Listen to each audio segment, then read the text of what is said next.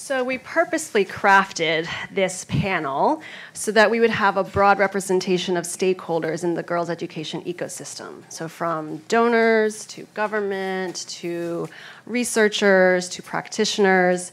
So we've put people into boxes, even though we know we shouldn't do that. So please feel free to go beyond the box that I put you in.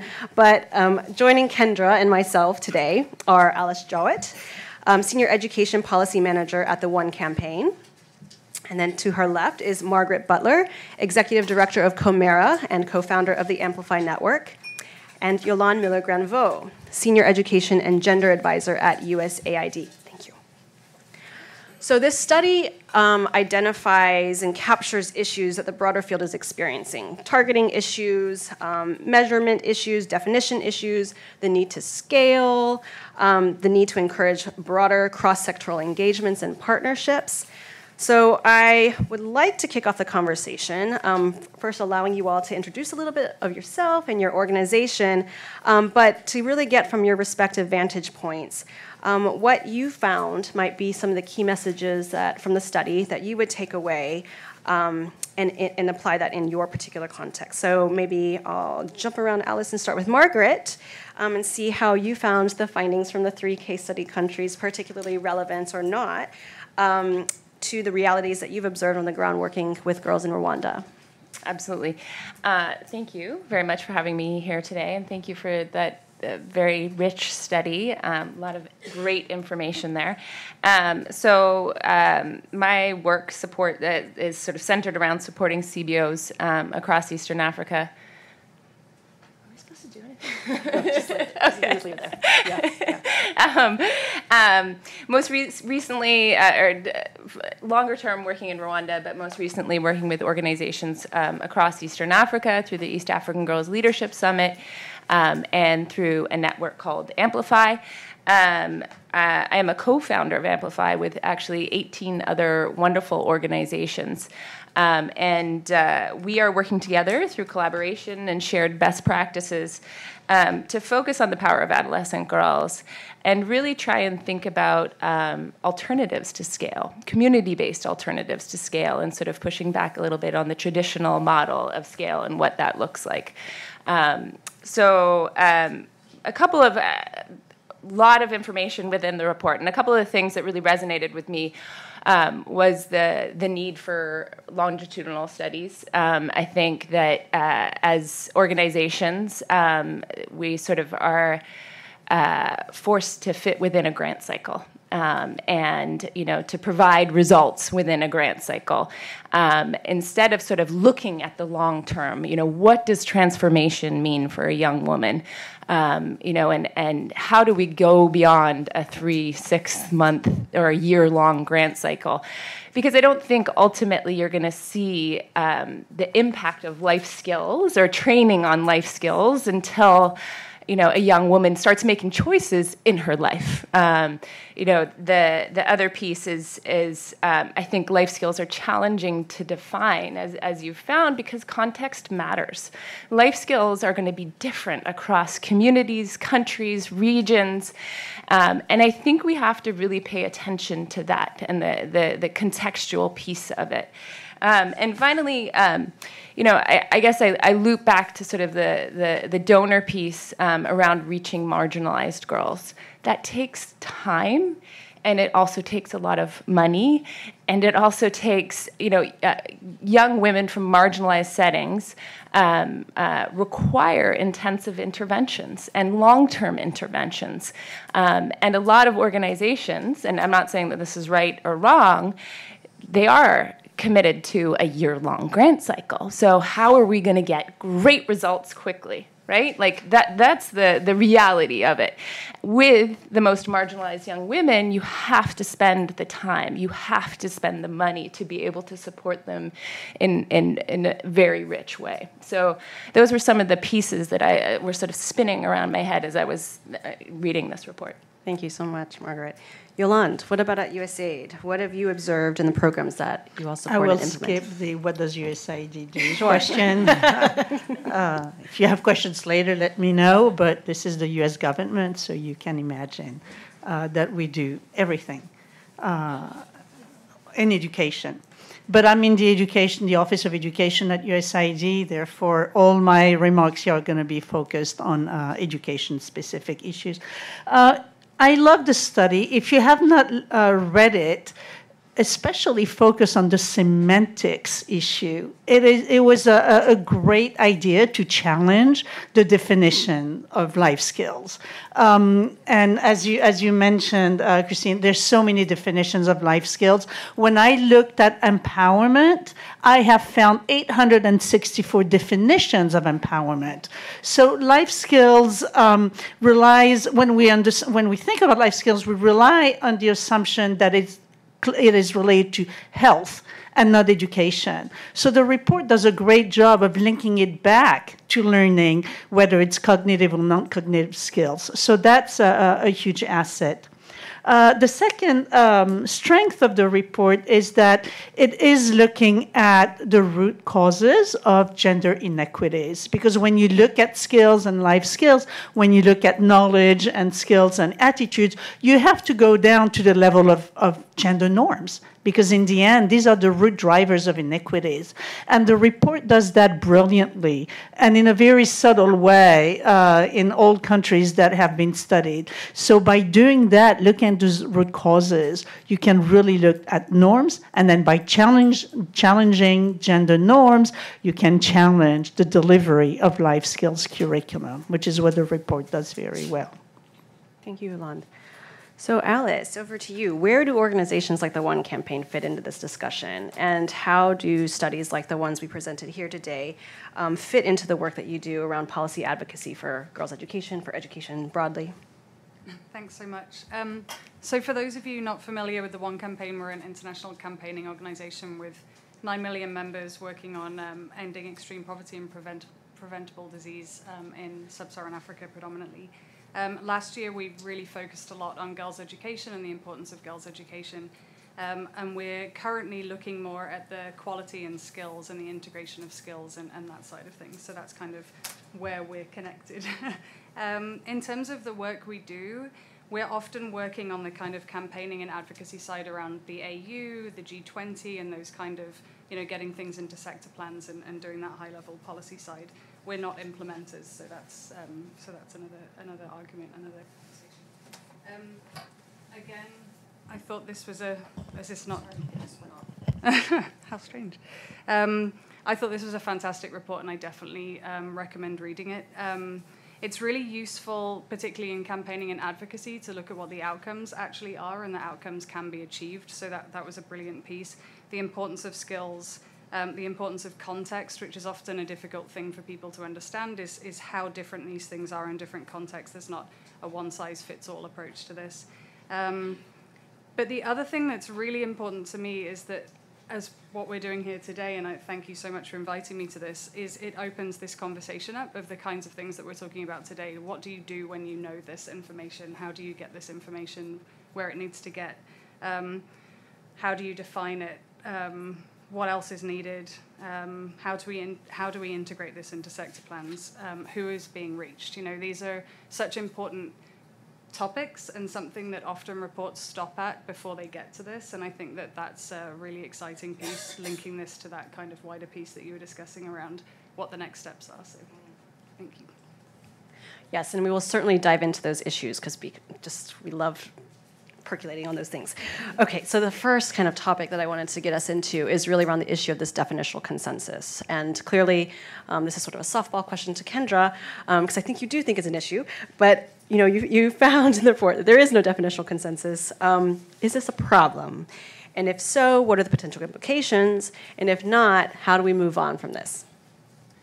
So I feel like I had an existential debate with myself on this morning in the shower, and I was thinking, okay, as a researcher with my research hat on, my great nerdy hat, of course it's a problem that there's no clear definition, right? Because like you pointed out, what are we measuring? It's a fundamental problem in social science research. If we can't agree on what we're measuring, we have no idea then, how can we then say anything about impact or outcomes? But of course, there could be an advantage here in the sense that if context matters for determining which skills matter, then maybe we need more of a loose definition to ensure that context can still play a role in determining which skills should be taught. But I thought of two other things that might be a disadvantage in not having a better definition of what life skills are.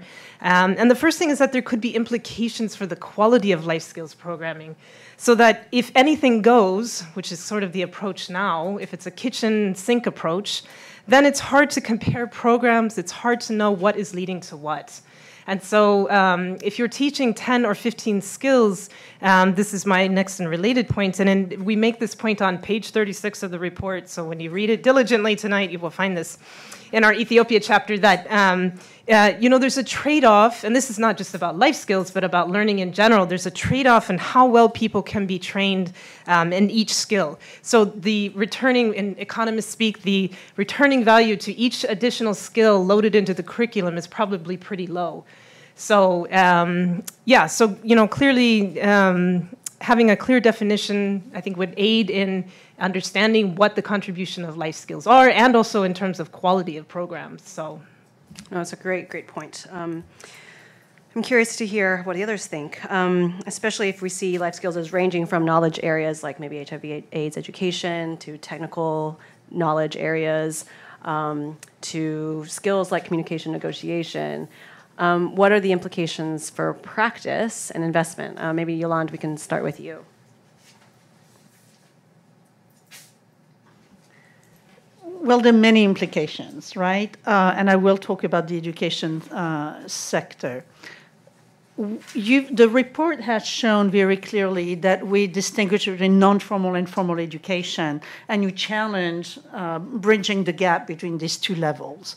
That is key for us. At USAID, we have a number of programs that try to do both. So when we work, for instance, in higher education settings, we do a lot of work in Pakistan, in Egypt, in Tanzania, in Lebanon, in Rwanda, and we try to sustain the opportunity to reach higher education opportunities for girls who were disadvantaged. And we do that through scholarships, merit-based scholarship. We do that through conditional cash transfers. We do that through mentoring. We do that through work readiness programs. So the way we do it is by really integrating what we would call life skills or work readiness skills or soft skills into our formal education programs. And that would allow our girls and, young women and young men to really pursue the education. So you don't stop at secondary education. You don't stop at a non-formal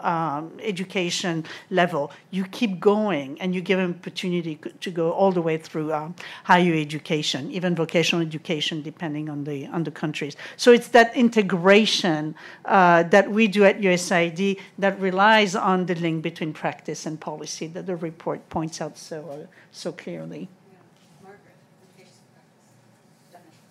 Yeah, I go against the grain a little bit. I actually think it's a beautiful thing that there isn't, a true definition around it, because I think it does vary so much. I think that you can, there's probably lines that you can draw across. Obviously, there are, but I think that again, I'll go back to this context piece, that it is going to be very different across communities and countries. And I'd almost challenge that we have to come up with a new way of evaluating and thinking about, maybe it isn't comparative. Maybe it's sort of saying how can we evaluate this one program or what this one community is doing with life skills and young women, and looking at, on the longitudinal side of things of like how far have they come as a community, rather than saying, okay, we're going to compare apples to apples to apples to apples across, a region, when actually it's apples, oranges, grapes, and watermelons that we're trying to compare. So I would say that it's, I understand the need in the sort of research arena to have this joint consensus, but I'd love to think about like how can we sort of change the way that we think about evaluating these skills. So it's as much about trying to find some underlying principle rather than necessarily defining, maybe. Alice, what are the implications then for no definition and policy advocacy? I imagine that may be hard to message. Yeah, that is exactly the point. Yeah, it makes it incredibly difficult to communicate and message something when when there isn't a clear piece. I think the kind of quality and comparisons, it makes perfect sense. I mean, one of the things for us is, we can advocate hard and campaign hard to get some language into communique language or into a sector plan, and we're very happy with the success. But if there's no consensus on what that language actually means, people can do all kinds of different things and call it that. So it's problematic from an advocacy and campaigning point of view in terms of getting people to understand it in the first place and get behind it. But then it's also really difficult from an accountability, transparency point of view to say, oh, you did that, and you achieved it. So I think that's really important. Another side of that is very much meeting people where they are. And when you work in education and you understand all the different nuances and all of the different ways of defining things, and these are all very different. In my day-to-day work, I'm working with people that have no background in education. They don't really understand what formal, non-formal, informal means, and I need something really simple that I can kind of go to people with, and they'll just understand it, and then we can all get on the same page pretty quickly. So, yeah. And this is to all of you, do you all think that perhaps this lack of really knowing what we're talking about is also preventing key actors from getting into the space? So, I mean, Kendra mentioned that there are policy frameworks, national, regional frameworks around it. But when we actually think about the investment in girls' life skills education, does this lack of definition kind of preventing us from actually getting key policy makers and decision makers from getting into the field? Anyone? Well, I'll take a stab at it. What I have seen in the past, I'd say 2 years, maybe 18 months, has been a focus on socio and emotional learning. And it is the Education Equity Initiative has done an amazing job coming up with boundaries, with definitional boundaries that allow us as practitioners, I'm not a practitioner, but as, funding practitioners to develop education programs that are much more easy to monitor, to manage, and to evaluate than ever before. And so I think we're seeing the light at the end of the definitional tunnel here, with a number of indices that look at the type of life skills, but which ones? Which strategic life skills are we really focusing on? The youth, the positive youth development framework that we have focuses on the same type of life skills that were presented here. And we now know how to measure them and to monitor them and measure them. So I think we have come a long way, and I think we have enough now to base our education programs on. We can always do better, but we have enough now. Right. Does anybody else want to take a stab at that, or we can move into the next topic area, which Yolanda's given us a great segue to? No? Okay. No other thoughts. Okay. Well, okay. So you mentioned we know what is working. We know what kind of skills we're putting boundaries on those skills. So in the report we talk about really needing process-oriented measures. To understand whether girls are actually developing those skills. We need to have more objective measures to understand whether, when the girls are acquiring them in their learning context, whether they can apply them outside in real-life scenarios. Longitudinal data is another one that you raised and we raised as well. But the research also points to the unique position that the non-formal education sector has in terms of their proximity to real girls. And the potential that they have then to collect very grounded, girl-centered data. So I throw it out to any of you.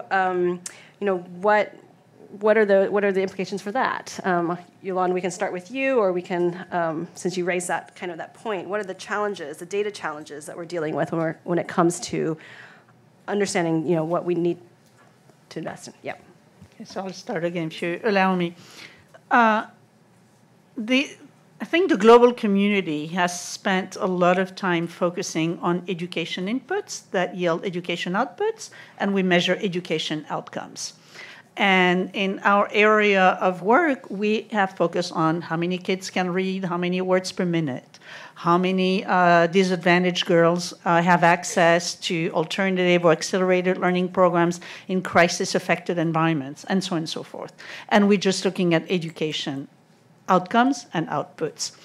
What we're doing here now is like, no, we need to go back to, I say go back because, to an approach that looks at the whole of girl approach, what we used to call the whole of girl, but it's girls and boys, looking at the gender dynamics, looking at the power dynamics, and looking at the balance between achievement and behavior and attitudes. And we are now finding out, and research is finding out, that if you have issues of gender-based violence, your learning outcomes are going to be drastically affected by it. Your access numbers are going to be drastically affected by violence, gender-based violence, and the lack of skills, attitudes, and knowledge, or whatever they call. And so now that this linkage is made, we have to go back to a certain extent and look how we can integrate socio-emotional learning and life skills into what we do. I'm not sure I answered your question, but at least I stated what research. So, coming from the sort of the smaller organizational perspective, you know, a lot of organizations, and to what you're saying, have been doing, community-based organizations have been doing this like deep, rich work in communities for a very long time. You know, that there hasn't been, as you say, historically it has been focused on, you know, how many girls are you getting into school, how many girls are graduating, how many girls are, you know, entering life skills programs and exiting life skills programs with a survey at the end. And I think now is the time where, you know, obviously I'm very, very biased in this, but I think we need to start shifting more towards looking at what community-based organizations are doing and letting them lead the conversation around what is working within the communities. And also saying, you know, what kind of support do you need in order to collect this type of data? Because there is a lot of support that is needed, a lot of money that is needed in this data, and sort of using them as knowledge holders, not as data collectors, but people and communities that know and understand the context from which they're coming and how to best collect this data and be able to show what, you know, life skills looks like, or true transformation for a young woman looks like, and how she's applying those life skills. Alice, what about from your perspective at One, especially when working on trying to translate some of the data and the evidence into messages that you can amplify to policy stakeholders? What kinds of information do you see they need to hear? And as somebody coming from academia who went directly into an advocacy organization, you can see kind of both lenses. What kinds of evidence do you see are the most effective in supporting policy advocacy work around girls' education? Yeah, absolutely. As Christina mentions, I went head first from academia straight into campaigning and advocacy. So the difference between a 10-page report versus one powerful line with a stat in it is quite a different way of seeing things. One thing that I've really learned from being at the One Campaign, so the One Campaign has a 5 Ps model in all of the work that they do. So policy, politics, public, pop culture, and partnerships. And the big thing is, you have to meet each of those people where they are. So everyone's going to have their different needs in terms of what is going to resonate for them and what is going to, you know, be a powerful message for them. So again, it's this meeting people where they are. So at One, we're always looking for stories. So for your kind of layperson, a story of a specific girl and the journey that they went through on a blog or a specific program and the amazing things that program did, and that kind of gets buy-in. We're always looking for stats and that one line with a shareable number that gets buy-in. A big thing is the need for the elevator pitch. If you can't say it in a few minutes and really get your argument across, you're going to lose the interest of policymakers pretty quickly. So you kind of have to start out with your action and your ask. The audience have to find it immediately relevant. So there's got to be an immediate win for a policymaker, for example. Is it something that they're already working on? Can you link it back to a wider goal like the SDGs or the CISA strategy if you're in Africa? Or is there, like in the literature review, is there a societal aim that you can say this contributes to, and then you can tie it into that agenda, and then it's a win there? So one example from the work that I did when I first joined One was taking the very complex thing that is the education sector and then trying to make it into kind of a punchy, interesting pitch that you can bring across, which we called Make Education Work for Every Girl. Break every barrier, monitor every outcome, invest in every teacher, connect every classroom. And it sounds so simple and punchy and easy, but actually anyone that works in education knows these are huge issues and pretty much cover all of the different things that you can come across with education. But what we've found is it's memorable, people pick up on it, and then we find policymakers actually including some of this language when they're doing their work. So it is effective. It's very different from my kind of academic background where I wouldn't dream of having lines like that, but it definitely works in the advocacy campaigning space. So Yolanda, you mentioned the whole girl-centered approach, kind of trying to capturing all kinds of data points that could then be taken up by policymakers.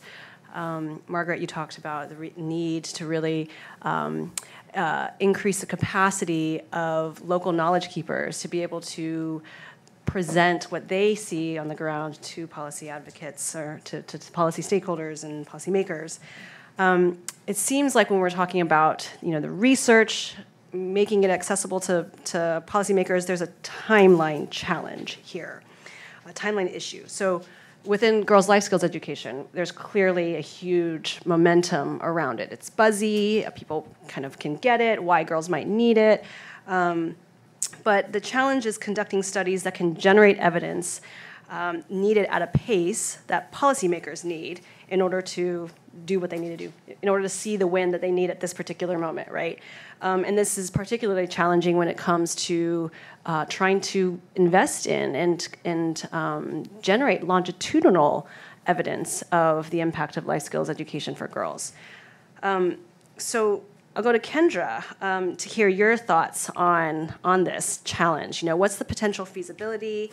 What are some of those timeline challenges in conducting studies at a speed in which policymakers need the information? I mean, do we just need crystal balls and be able to predict in 2 years' time what policymakers want and have the studies ready?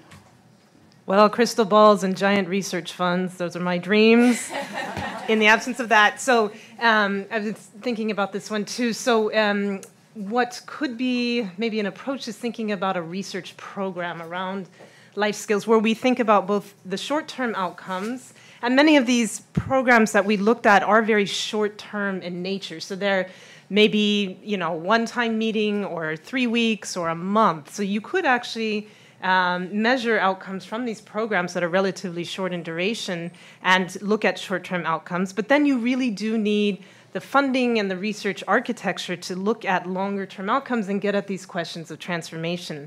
So I think you can win over policymakers who need quick results, but they also need quick results to keep momentum around research. So there also has to be funding and willingness to collect data over time and space. And an understanding, of course, that the processes we're looking at, you can look at them over time and at single moments in time. And maybe a little bit more openness to thinking, appreciating context in the way that Margaret has been pushing for, and saying that maybe not everything is always scalable or can ultimately work everywhere, that sometimes there are limitations, and that's actually a good thing, that people are not the same everywhere. They share many qualities, but not the same everywhere. But maybe more of a focus on what we can study in the short term and what needs to be done over the long term, and how to build the short term research into a longer term program. But that might be my pipe dream too. Yolanda, from a donor perspective, what are your thoughts on that? So I want to talk a little bit about what DFID has done in terms. I shouldn't, but I will.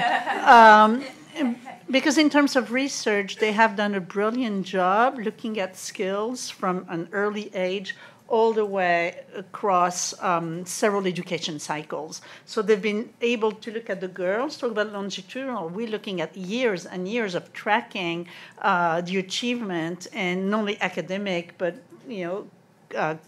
non-cognitive and cognitive achievement of these girls across, at least 2 cycles of education, primary, middle school, and up to secondary. At USAID, we are developing a gender framework that is going to hopefully allow us to do just that. So looking at developing a set of socio and emotional skills, learning skills that are applicable at the early grade reading level. So take the little kids and keep applying it all the way through higher education. So I don't know that I will have the funds to monitor and evaluate and give you that big, that big pot of money that researchers need to do, but we're certainly working on it. In any case, we recognize that the evidence has to be following a thread across the spectrum of development. Because at USAID, we have programs that work with early grades all the way to higher education. We have an opportunity to weave the thread of longitudinal studies for socio and emotional learning skills throughout. Margaret, I'm curious to hear your point, because I'd also like to hear how do you then create space for these community-based organizations to kind of insert themselves into that timeline challenge too? So, on top of what you're going to say. Yeah, and very briefly, my hope is that this isn't just a flash in the pan, that life skills for young women remains at the forefront for a very long time. I feel like it's something that we have learned and continue to learn that is an imperative in the development of countries. I guess, and I think reports like this provide us with rich data in the short term that can hopefully help us leapfrog to the longer term evaluation. So what we're trying to do with Amplify is to create sort of a platform or a backbone for community-based organizations that then can get access to information or best practices or training that helps them around evaluation and data, and being able to sort of provide this collective gathering so that we can sort of say, look, we may be little, but hey, look at this huge impact that we can have as a collective group. And so I think being able to provide sort of networks or structures where community-based organizations can have a broader platform should be something of the future, where it's not just everyone kind of working in their own little silos here, there, and everywhere, rather than sort of saying, okay, how can we, come together around this specific issue and help push it forward, and including everyone in that conversation, not just, the USAIDs of the world, which are fabulous, but how do we also include, these smaller organizations too? Right, so it's not just about bringing these disparate organizations together to share best practices, but to actually work together for a common goal and to create common impact, yes. So now, so our study was focusing primarily on the non-formal education sector, and we talk about kind of the need to scale, the policy moment to scale these best practices. If we want to see widespread change, we've got to involve the formal education sector. So Alice, you mentioned, needing to kind of need those definitions around the non-formal and formal, who are these different actors? Besides just identifying who are the levers of change for wider systems change, what have been some of those challenges and opportunities you've seen to translate some of the lessons that have been generated in the non-formal education space and translate them for actors that are primarily located in the formal education space? How do you kind of get around those? Yeah, thanks. I think, one of the key things is, again, I'm going to go back to definitional again, but the definition of scaling up obviously has so many different definitions. And if you're replicating a program, you don't have to take a cookie cutter approach and replicate a whole piece. That's not going to work in different contexts.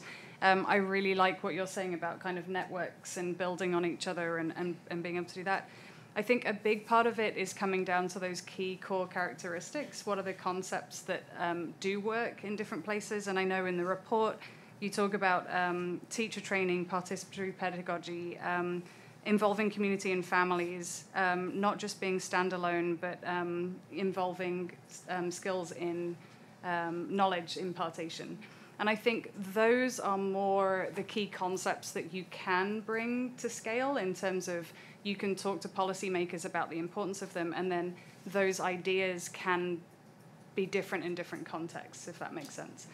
So I think that that's the piece is always what are the very kind of ostensibly simple lessons that are learned and the concepts that are just really important to that programming, and then you give people an opportunity to shape that into the context that they're in.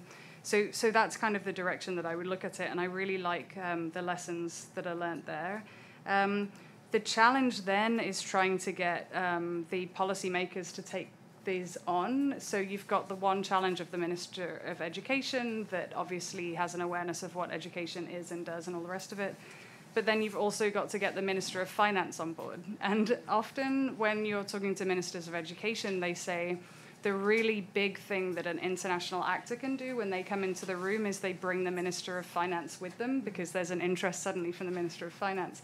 Then you've got to find out how to message it in a way that the Minister of Finance is also going to be interested. So they're kind of some of the areas that we look at.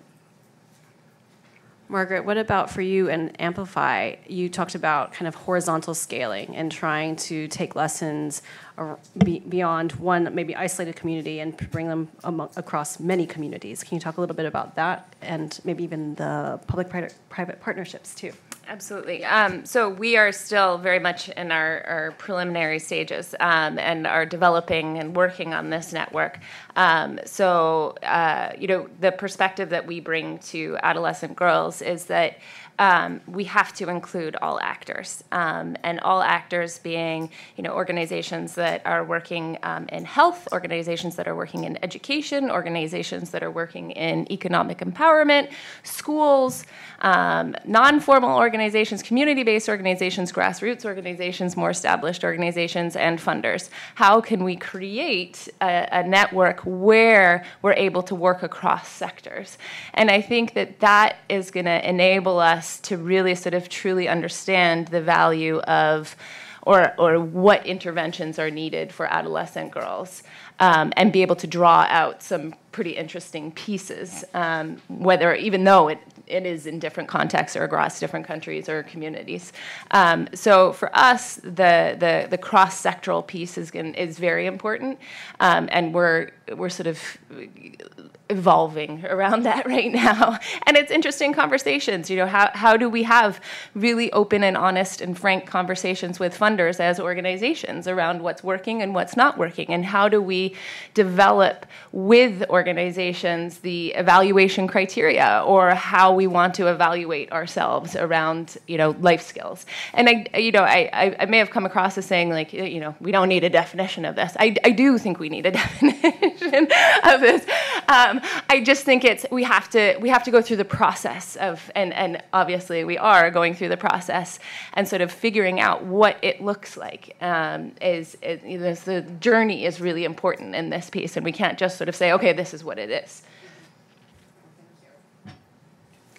Yolande, you mentioned specifically the work with USAID trying to make sure that any sort of skills focus is integrated into both non-formal and formal education sector programs. So maybe, because that's one of our recommendations and one of our policy implications from the study is really needing to create more of those opportunities for learning, but USAID is kind of targeting it already at the get-go. Can you maybe talk a little bit about that approach and how you have seen things work across the formal and non-formal education space, or maybe not working, that we could better attend to? So it's a very complex issue, right? So I told you earlier about the integration that we do well. When I want to touch on the scaling up and the cross-sectoral, if that's okay. In terms of cross-sectoral, is cross-sectoral planning and programming and implementation the key to scaling up? Yes and no, depending on the context. As Margaret said so clearly, community-based organizations tend to be better placed than large-scale organizations to do life skills and to do socio-emotional learning. And at USAID, we try to do both. So we work with governments to work under 3 R's, and then we rely on our implementing partners to work at the project level, really at the project level, to work on such skills. So how do you bring that together? And that's where the issue of skill comes up, and cross-sectoral work. USAID has been very successful at getting to life outcomes and education outcomes and health outcomes in programs where we have integrated health, child protection, education, and sometimes PEPFAR, HIV/AIDS funding together in the same community. We have great programs on that. Malawi, Tanzania, lots of examples. Cross-sectoral work has been done just very well with lots of great results. How sustainable is it? You've been in the field. We work with the Ministry of Youth and the Ministry of Health and the Ministry of Education and the Ministry of Gender and the Ministry of Social Protection, and you go on, and they all need a piece of the pie. How do you manage it? It's extremely difficult for donors and the global community to do that in country. And I won't go into details, but we all agree that we should be working cross-sectorally. At the national level, it's extremely difficult to do, let alone bringing the finance minister to come, and he's got, usually it's a he, who has the funding to do that. So very difficult. One opportunity that I see is taking the gender lens and looking at gender mainstreaming and gender budgeting. If we could all do that, if we could all set aside resources for gender budgeting, then issues of life skills and issues of social-emotional learning tightly linked to academic and 3 R's type of education and instruction will be so much easier. So it's we're going to get there. It is new, but our European partners know how to do it well, and I think that may be the key to, or one of the entry points to succeeding at this level. Yeah. Right. No, you raise an important point. I mean, it's not like we're saying that the formal education sector needs to take on what the non-formal education sector is doing. There's clearly comparative advantage in terms of what content they're delivering and in what spaces they're delivering. But how do we better ensure continuity? Right, continuity and the opportunities that girls have to learn and develop and apply these skills across different spaces and across their lifetimes, right? So I want to see if any of you all have comments to each other on any of things that we've talked about so far, and then throw it out to the audience for a couple of rounds of questions before we come back to the panel again. Any comments? No. Over to the audience. Wow, okay, so we have 3. Okay, we have mics 4. Okay, so we'll do the 4 individuals who have raised their hands, and then if each of you could ask your question, we'll then go to the panelists to respond, and then we'll go for another round of questions. If you could raise your hands again. We have right here.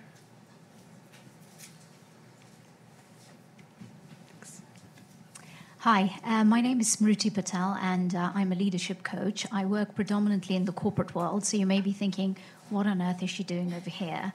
This is a passion of mine. So first of all, I just want to make a caveat and just say that this is all very new to me, so if my questions are a little naive, please excuse me. I also want to say that this is an incredible panel that's been put together because it just brings a great practical perspective as well as the donor and the policy perspective as well.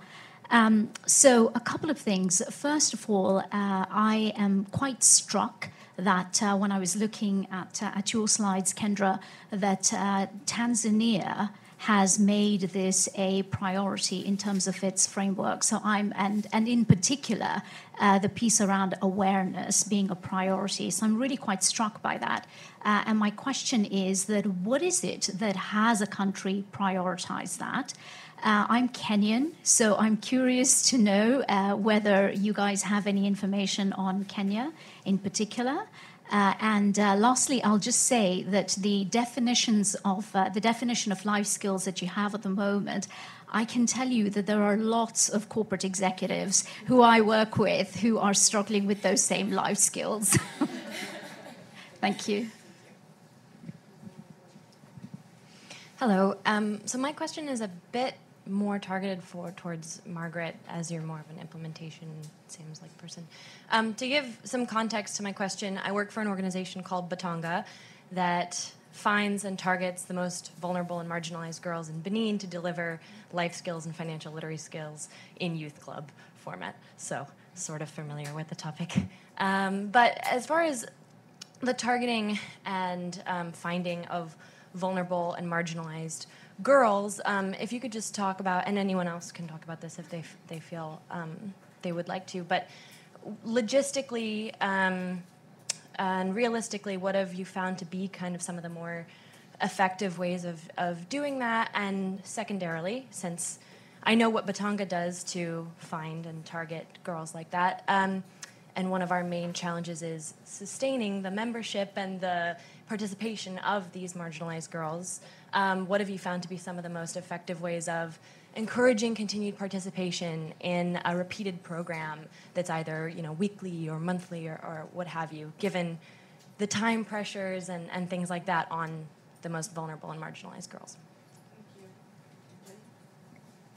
Hi, thank you all for a wonderful presentation. It's really wonderful to see this research come to fruition.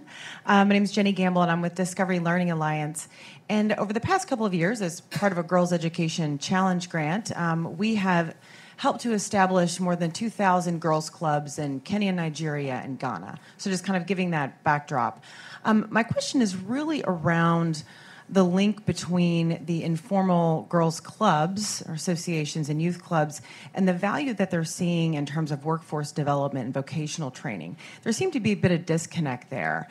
And just to share, so, we have seen and even had exhibitions in northern Nigeria where communities are so proud of the things that their girls are learning, they're making, they're creating, they're not just developing skills, but they're also creating industry and little micro-social enterprises that are addressing food security and energy issues. So I'm just curious about what kind of strategies might you have or suggest around making that linkage stronger? Because we're hearing a lot of, cross-sector with lots of different ministries, but labor and workforce development doesn't seem to be one of them. And so kind of the downstream of that, because if our girls are seeing I'm gaining great skills that I can put to use for my future employment, and the families are seeing that girls' education and participating in these clubs is really creating a lot more resources. We're bringing resources into the community, and the girls themselves are being very industrious, and so all of our lives are bettering. How are we not making that case stronger for the girls themselves so that they see participating in these clubs? Because just from the data that you presented, it didn't seem to be that they saw the value. That if I participate in this, it's going to help me in the workforce. It's going to help me in my future careers or jobs or whatever kind of livelihood that I would have. So if you can kind of articulate some different thoughts around that, that'd be great. Thank you. So we'll do these three first, and then we'll come back out to the audience. So we'll make sure everybody gets a chance to talk. So maybe we could start with the targeting question, because we did not talk about that in the panel today, particularly around what might be some effective approaches to not only targeting, but also to maintaining participation and persistence by the girls in programs. I'd love to hear, Margaret, your response to that, but also maybe Kendra, because we did in the study also look at kind of what methods or mechanisms programs were using to reach their participants. So maybe we could have the two of you talk a little bit about that first, and then we'll go to another question. So I can speak from experience in Rwanda at Comera. So they are an incredible team of Rwandans who have deep ties in the community, both at the government level, also with religious leaders, with schools, with just across the board. And so for us, we do pretty extensive outreach within the community with very sort of clearly defined standards of, what your profile should be if you enter into the program.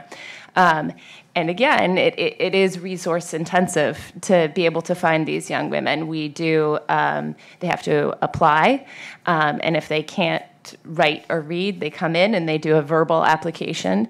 And then the staff, and it's actually a committee of local staff and a community leader and someone from our parent council evaluates the applications. Then they go out and they cull that down. Then they go out and they actually do home visits to evaluate to see if the girls are actually vulnerable and see if they would be a good fit for the program. And then they're accepted into, actually, sorry, I missed a step. They also do an interview with the girl and a family member as well before they do the home visit. Then they do the home visit for the final group. Again, it's a smaller group that we work with in Rwanda. It's 70 young women, so it's not a massive amount of girls, but it takes time and it takes resources to be able to get, to truly reach the most vulnerable. And in terms of the programming that we do, it's a win for these young women. It's not just a once a week intervention, which can be absolutely wonderful, I'm sure. But what we're doing is providing a very deep intervention with these young women, recognizing that that's what they need in order to thrive and to sort of see transformation for themselves. So it isn't, and when young women, vulnerable girls especially, are coming to the program, we pay for their transport. We know that they cannot get there if we do not pay for them to get there because they are truly vulnerable. And that means, someone's losing out on food if they're coming to this program. So for us, it's a very deep intervention to reach the most vulnerable girls. But again, it does come back to those community connections of knowing and understanding where they are, how to find them, and how to best support them. Yeah, Kendra, I just remember that's a stat from the report in terms of 61% of the girls or something, maybe 61%, did not face an obstacle to going to the program, and maybe only 20, and of those who did, 21% reported transportation. But even that's time. More of them reported time was an obstacle than transportation costs, and even where they said they reported paying for transportation, they still prioritized the program. So it is important. So that's good. We know that girls want to participate. They like it. So I'm just looking at our report, which you will read diligently this evening. I know all of you. So on page 30. So we asked the girls, how did you learn about the program? And 40% of them said word of mouth. 38%, this is across the entire sample of all three countries, 38% were contacted directly by the training provider or NGO, just 8% heard about it on print or social media, and 5% through the local government office.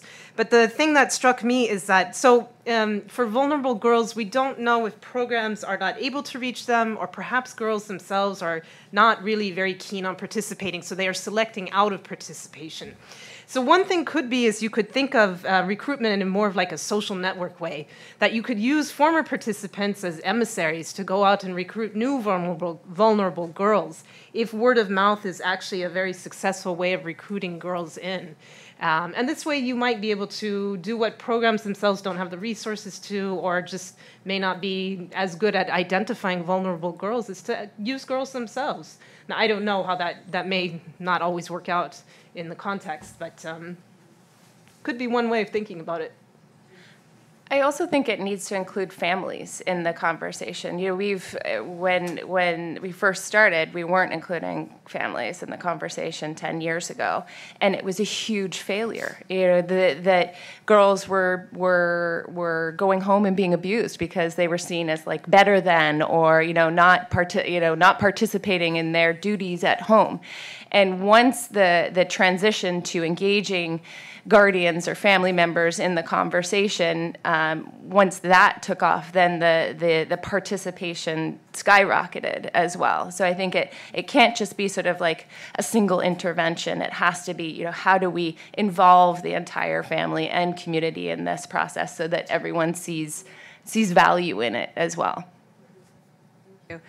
So, and to Jenny's question, just in terms of prefacing before we hear from the panelists, last year we had we looked at this issue of the linkage between a focus on life skills education or some sort of life skills component within workforce development, kind of workforce transitions programs, to try to see, what are programs doing that better integrate this focus on, from the workforce perspective, soft skills, right? How are programs that are focused on trying to help girls transition to whether it's a formal employment or their own industries, own entrepreneurial activities. But we were surprised that there were very few workforce programs who actually were attending to the broader skills beyond the vocational and technical skills that they were targeting. So your question is particularly important, and I wonder if any of our panelists have seen that. I think part of it is too, again, the term life skills points us to things that are different, or at least bounded to life and not necessarily to work or livelihoods. But I'm curious if any of our panelists have a response to that particular question. I can respond. Okay, so I'm going to give a very academic answer, which is that economists have suddenly found out that soft skills are important for workforce. Yeah, so, but this is, okay, so I don't know why this is such a revolution, but there is now literature, which my favorite article is called Soft Skills to Pay the Bills. And there's been some studies of, for instance, Ethiopia, where workplaces have delivered soft skill programs. And it's been a positive outcome in terms of worker performance, able to get a job, so on and so forth. So I would recommend more reading for you, but I would recommend looking at some of those articles. There's thankfully not too many of them, but it's an up-and-coming area of research. So.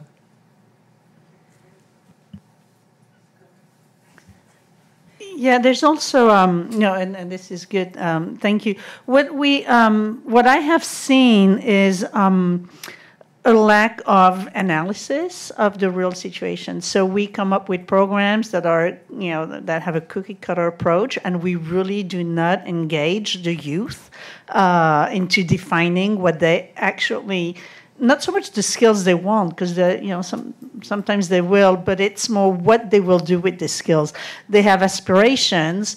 Are they realistic is another story. So, as you know, for instance, in Egypt, we spent a lot of resources, not us USAID, but the global community, training young women with amazing skills. And the minute they get married, they will not go outside of their home. And they're looking more for opportunities to do entrepreneurship type of programs where they can be home and not have issues of mobility. We're seeing the same thing in Afghanistan. We're seeing the same thing in Pakistan. We're seeing the same issue in environments that are affected by crisis and conflict. And most of the times, because we did not really have a realistic and well-grounded assessment of what young women can do as opposed to young men. And that's where gender analysis is different. Young men are much more mobile than young women. How does that play out? And I know there have been a few studies on that. Just the variable of mobility, gendered mobility is an issue. Then we could talk about the private sector, demand-driven, market-driven demands and things like that. That would take longer. Another Sounds like someone should have worked more with community-based organizations in Egypt. Just understanding the context, not you specifically. So with workforce development, what we found is when girls are in school, we do a lot more work around life skills with them. When they're out of school, we work a lot more on income generating, on workforce development, and sort of use that as the vehicle, and then putting life skills on top of that, because that's found to be much more appealing to young women to come out and say, okay, I can convince my family that I'm going to learn how to start my own business or get a job or return to education, and then layering on the other pieces that help them thrive. We're about to start a program with teen mothers, and the vehicle for that is going to be savings groups and small business development, but it's also going to be a very, very rich curriculum around, agency and choices and healthcare and all of those different pieces. So it kind of like flips a little bit for us, whether or not they're in formal education or not. And it is a very, very important piece of it. I agree with you on that. Okay, so 3 different pieces. One, joining in on the academic thing, I'd recommend if you haven't read Emma Padgerai's Capacity to Aspire, I think it's really, really useful around if I participate, what can I... From a one point of view, we did a lot of work with the 3 E's around the AU, education, employment, empowerment, and the importance of all of them complementing each other. So that messaging is really strong, and there's an exceptionally strong link there. And then something that we're seeing coming through more and more in the public space is the conversation around skills and skills for employment. So Jack Ma was just at DevX talking about the future is automated. We have to teach the kind of skills you can't automate, like creativity and critical thinking. Other people like explanations of creativity because it's for entrepreneurs of the future, doing the skills for work narrative, or critical thinking, the ability to distinguish real from fake news. People kind of can get their head around it when you provide an example in that way, and it's kind of picking up some good traction. But definitely the 3 E's narrative, I think, is something that we can really work with. I know the WEF work with it, the AU and others. So. Anybody have a response to or familiarity with, excuse me, the other countries who might have similar frameworks or interest in recognition of the importance around life skills education, as pointed out by one of our questions? So that wasn't something we explicitly looked into. It just so happened that our 3 countries had these national frameworks or regional ones, but that would be a super interesting research project. Both to look at which countries have explicitly adopted frameworks and then which skills they emphasize. So just in our 3 countries, we found a huge variation. So Ethiopia has picked 4 areas, and then Lebanon has emphasized 12. But I couldn't tell you why that is without a little bit more investigation, but that would be a really interesting question. Back to the audience. Okay, we have a red jacket and a pink jacket and a yellow scarf in the front. Maybe we can take those 3, and then we'll go to the back again. Thank you. Thank you so much. This is so interesting. I'm Patricia Langen with Save the Children, and I come from the workforce development field. So I want to let you guys know that USAID funded an amazing systemic review of life skills programs for workforce success of young people, and Child Trends did it. So they actually found a lot of quasi-experimental and experimental studies on the topic. So if you want to see how life skills can really benefit workforce outcomes for young people, look for the Child Trends report. So thank you, USAID. But my question to the panel is, given the limited time and money there is in the world for research, if you were going to set up a research agenda to answer some of the unanswered questions so far based on this report, what would be the number 1 priority on your research agenda? And you all can answer the same thing, right? So that was my question to the panel. What would your research agenda look like over the next 5 years? Thank you. And we have the pink jacket, I think. Hi, I'm Vasu Kamath. I'm a student from the George Washington University, and my question is based on something all of you have already sort of touched upon. Christina, in your report last year, Translating Competencies to Empowered Action, you spoke about transforming existing structures and relations of power to bring about real transformative social change for women. So it may be a little outside the scope of this report, but did you find anything specifically in these 3 countries where there was, something done to change existing structures to ensure that some years down the line it wasn't just women versus society, and it was sort of, an inclusive sort of positive way forward, I guess. Thank you. Thank you. And then the yellow scarf in front. Hi, my name is Mary. I have a company in Brazil that works with learning program to families and caregivers and mothers in early childhood education. And we have been working with basically with corporations designing social responsibility programs, and I am very interested in learning about life skills for girls because I want to design programs to partner with these companies. And one thing that called my attention, because we work in a very highly vulnerable areas, is that some of the programs, they were designed aligned with the skills that beneficiaries desire. And this is, I mean, from our experience working with highly vulnerable people, this is very tricky because they don't have life goals, they don't have references as we do. So before we go and explain them what they can achieve or give them examples, I mean, when we talk to kids and the girls, usually they have as a reference what they see in their community. I mean, being a teacher, because teacher is a very low remunerated job in Brazil. So what they see as an example, become a teacher or work in the construction field or even a drug dealer is as a reference for them.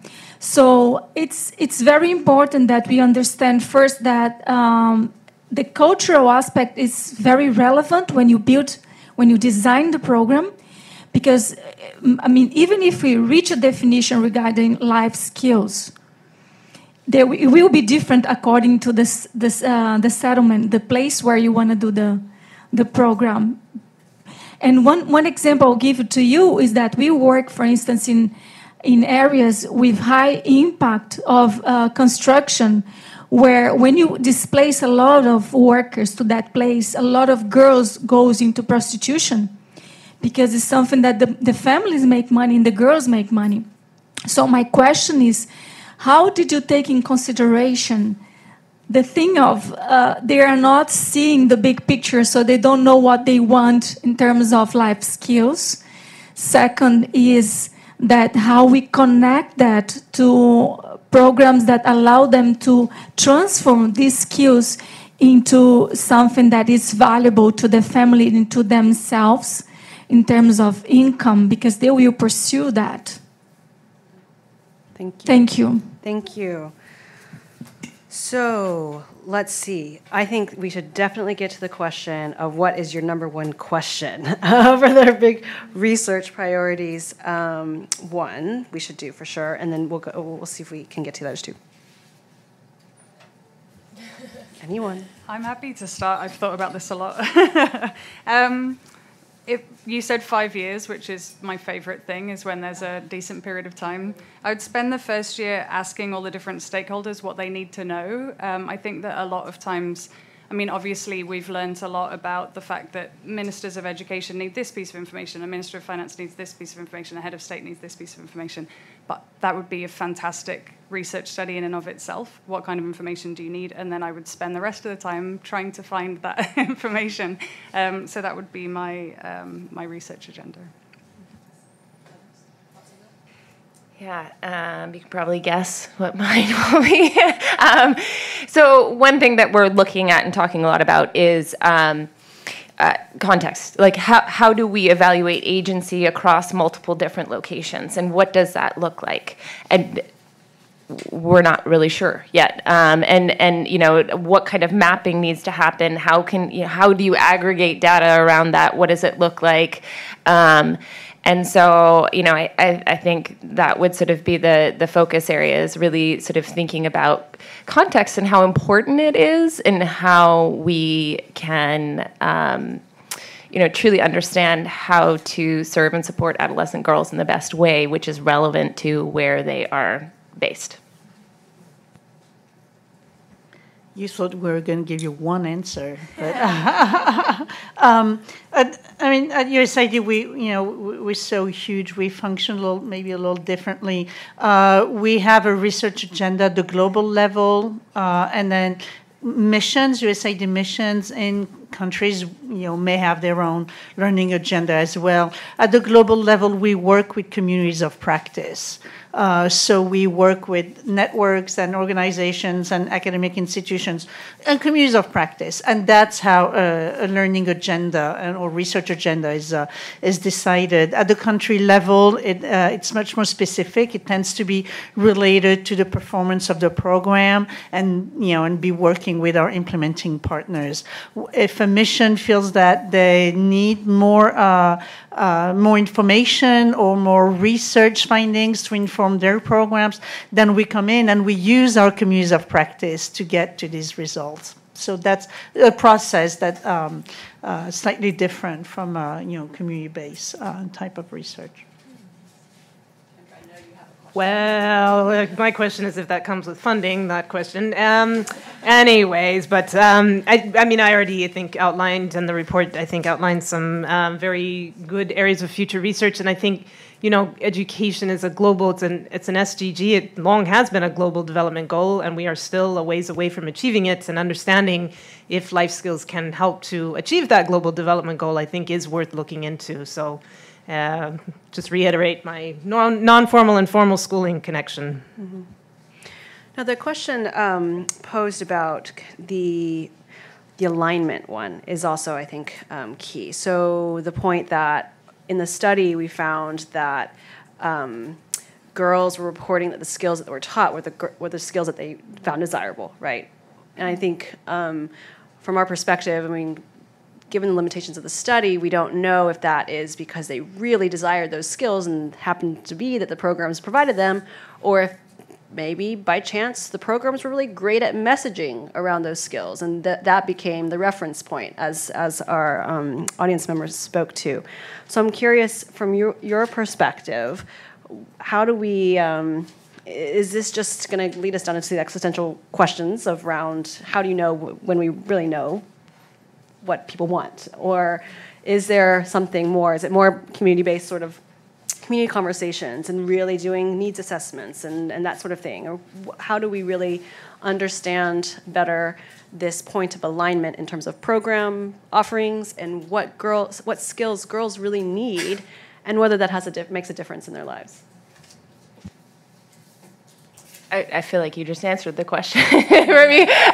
No, but it is. You have to involve girls in these conversations. You have to involve communities in these conversations and what is relevant to them, instead of sort of prescribing, here we think that, all girls need to, whatever it is, have sexual reproductive health training, and we're going to mandate that across multiple.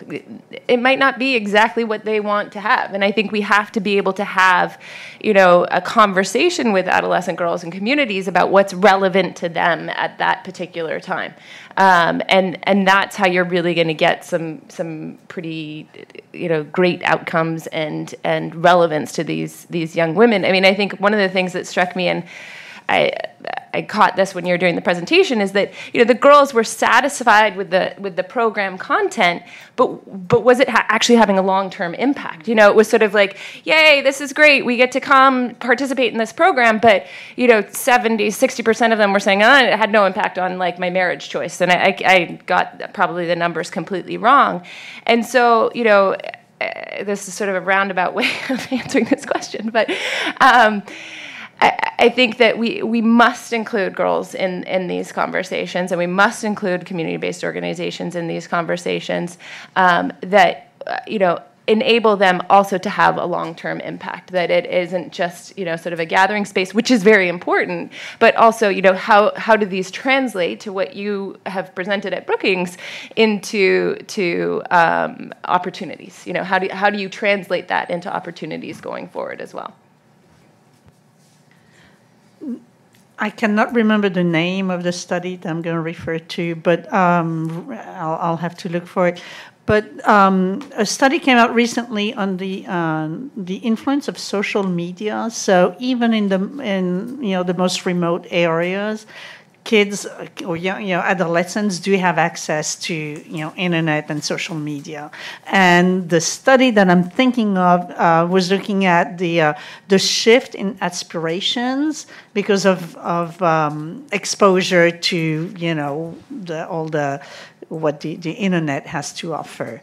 And that could be an entry point in the way we trying to open the door to aspirations is by opening the world to them, which has its pros and cons. But anyway, that could be social media could be one entry point. I'll have to look for that research paper. That was for girls. Thanks. The question on whether programs were addressing opportunity structures.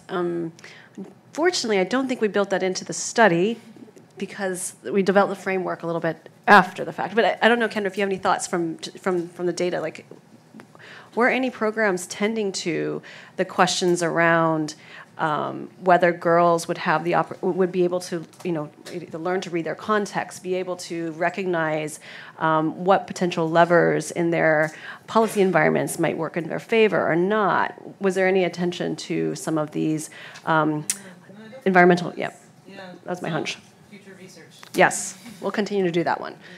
Thanks. Okay, we can have maybe 2 or 3 more questions, and then I think we have to wrap it up. So we've got a woman in blue, and then 2 hands in the back. Thanks. And if you could be quick with your questions. Mine is not a comment. It's a comment. It's not a question. I'm Aster Haragot. I'm a UNICEF retired, and I was girls' education advisor. And it has already been said, and what I would promote is the united system of formal and non-formal education. We cannot separate them. I think the best way to go is to have a united system of formal and non-formal education. And the basis for curriculum development must be life skills. All our curriculums should be based on life skills. This is from a long experience. Thank you.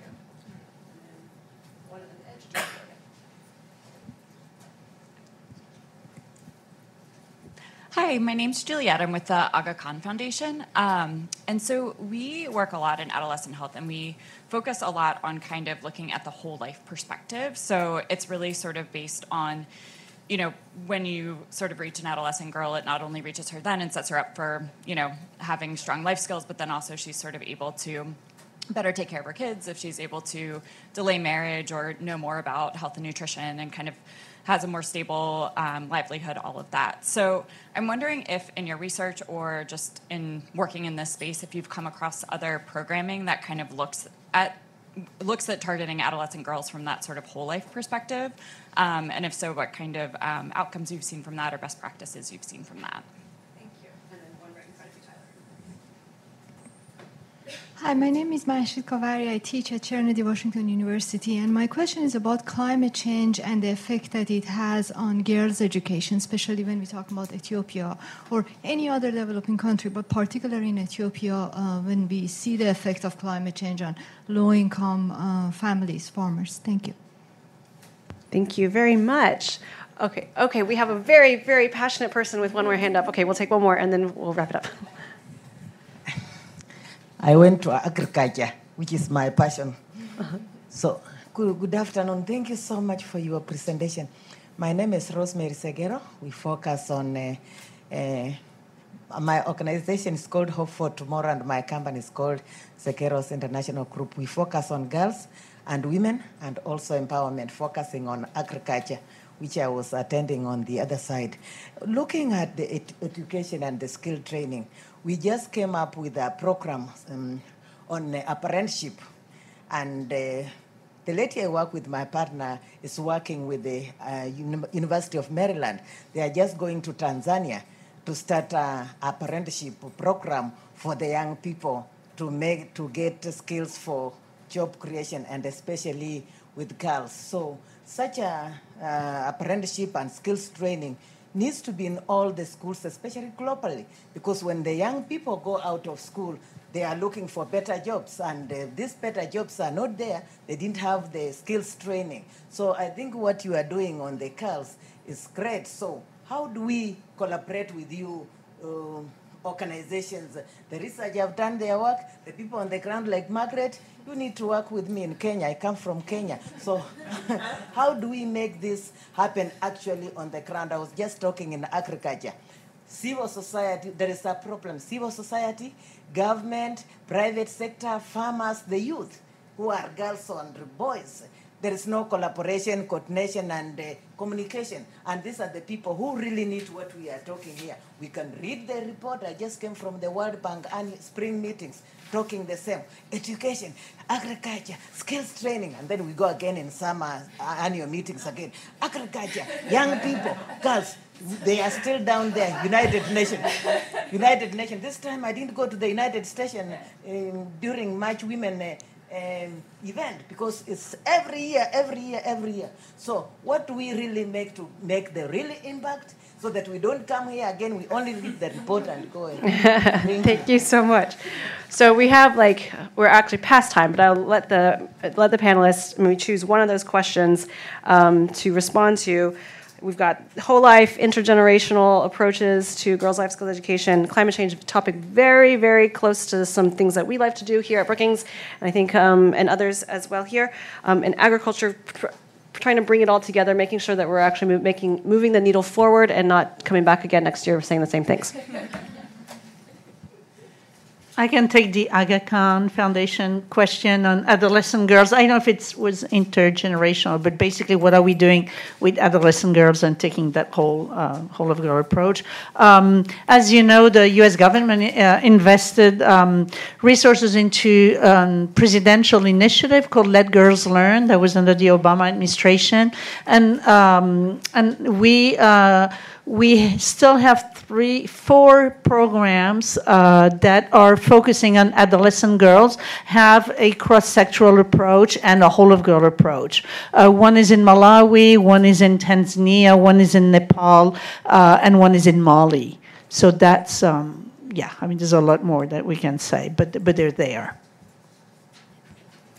All right, any other comments?